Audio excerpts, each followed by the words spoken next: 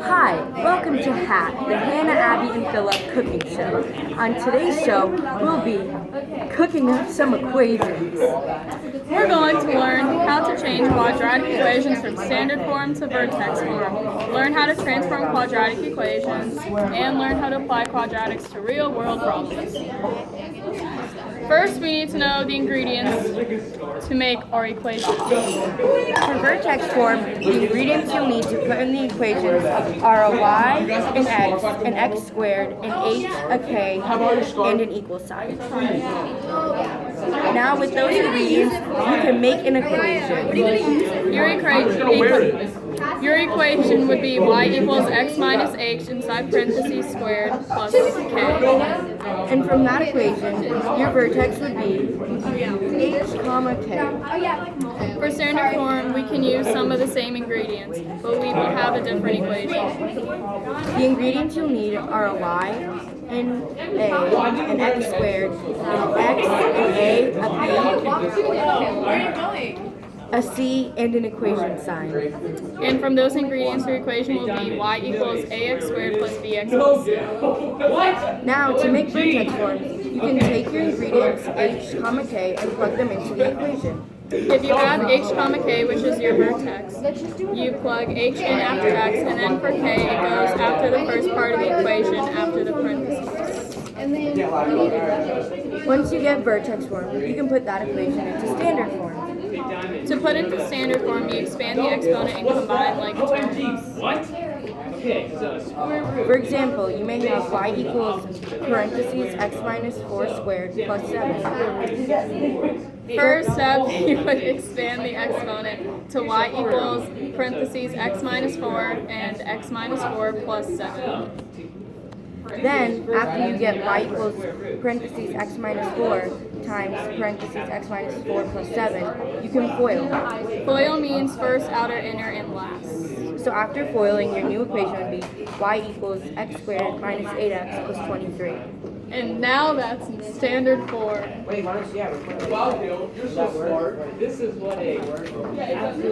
Now you may be wondering, if we can go vertex to standard, can I go from standard to vertex? and the answer is Yes! to go from standard to vertex, you need a few more ingredients.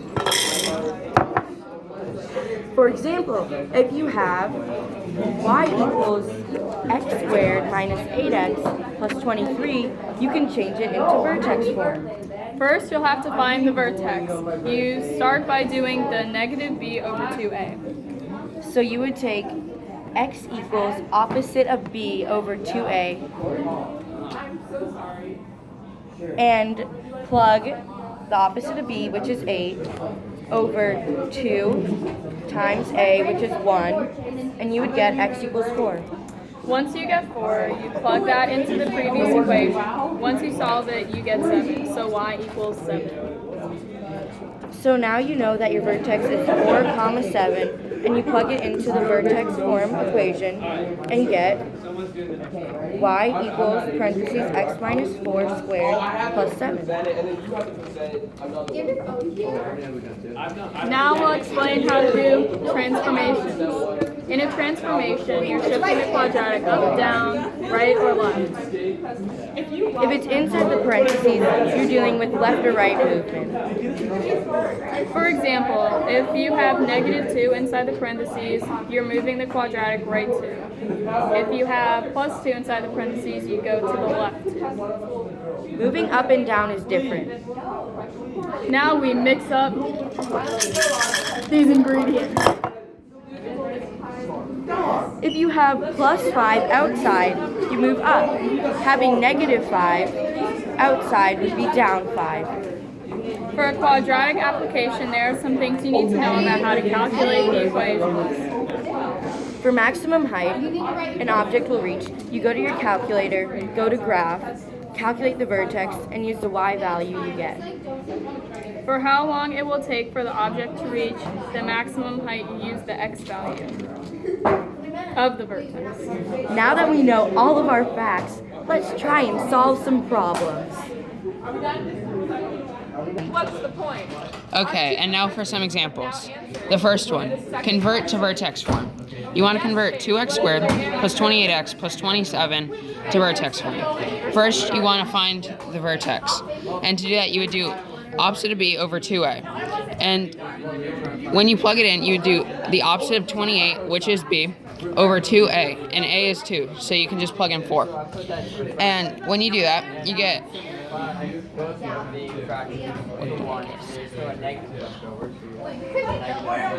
-7 as your answer. So that means that's your x value. And then, once you get -7, you want to plug it in to the equation. When you do that, you'll get -71. That gives you a vertex of -7, -71. And then, you want to plug it into vertex form. When you plug it into vertex form, you want to change the equation x squared. And since you're going to the left 7 spaces, you want to add 7 to x squared. So it would be, in parentheses, 2, and you would also have to remember to add the 2 because it's in the original problem. And then, since the y value of the vertex is -71, you would want to put -71 outside the parentheses after the 7. Where does the angle 200 f of x equals One. Okay, and now for the second example.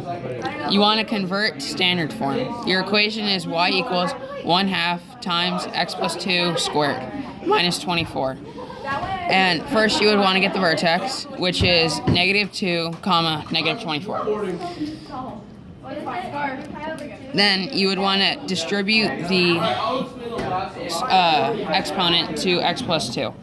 When you do that, you'll get 1/2 times x squared plus 4x plus 4 minus 24. Then you can distribute the 1/2 to what was inside the parentheses. You'll get 1/2 x squared plus 2x plus 2 minus 24. Then, simplifying even more, you get y equals 1/2 x squared plus 2x plus minus 22. And your answer would be... It's not what I said.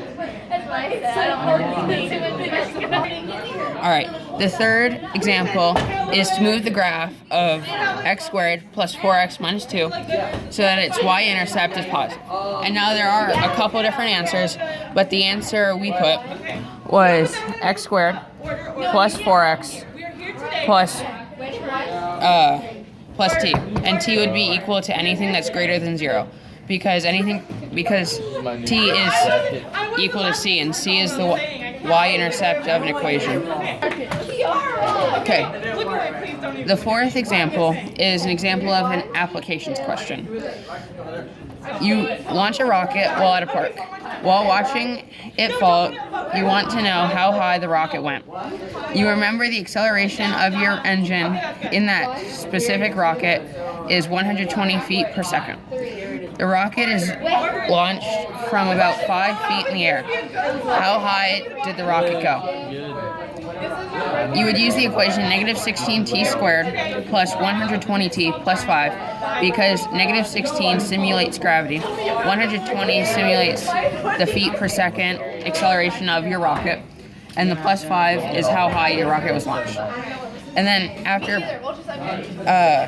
solving for the x and plugging it in to find y, you would find that the rocket goes 230 feet in the air. Okay, for the last example, a person throws a ball upwards at a velocity of 20 feet per second. That person was also standing on the roof of a 2-story building, which is 20 feet tall. How far did the ball travel? Remember to use a calculator and round to the nearest whole number. After you do, and use the equation -16t squared plus 20t plus 20. When you do that, you would get the answer of it went 2 feet.